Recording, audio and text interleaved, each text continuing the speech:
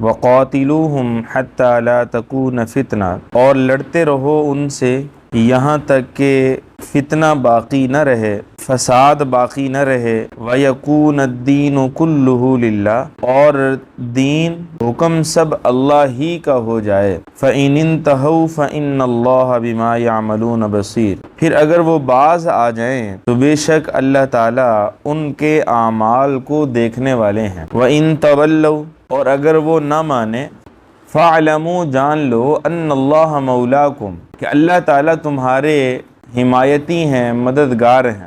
نعم المولا، اور کیا ہی خوب وہ حمایتی ہیں، ونعم النصیر، اور کیا ہی خوب وہ مددگار ہیں۔ معزز سامعین، گزشتہ آیات طیبات کے اندر ہم نے یہ بات پڑھی تھی کہ انسان جب اللہ تعالیٰ اور رسول اللہ صلی اللہ علیہ وسلم کی اطاعت و فرما برداری اختیار کر لیتا ہے تو اللہ تعالیٰ انسان کو کچھ انعامات اور نعمتوں سے نوازتے ہیں۔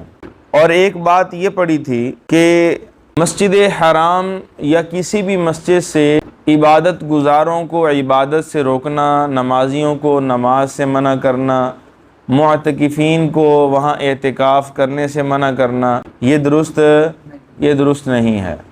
اور فرمایا کہ جو ایسا عمل کرتے ہیں یہ ان کا جرم ہے۔ اور پھر ایک بات میں نے عرض کی کہ یہاں پر فائدے کے عنوان سے یہ بات بھی سمجھ آتی ہے کہ مسجد کے متولی، مسجد کے محافظ، مسجد کا نظم و نسق، یہ انہی لوگوں کے ہاتھ میں ہونا چاہیے جن کا مسجد سے گہرا ربط ہو، جو نمازی ہوں وہاں کے، اور دل کے اندر خوف خدا بھی ہو اور مخلوق کے ساتھ خدمت کا جذبہ بھی موجود ہو۔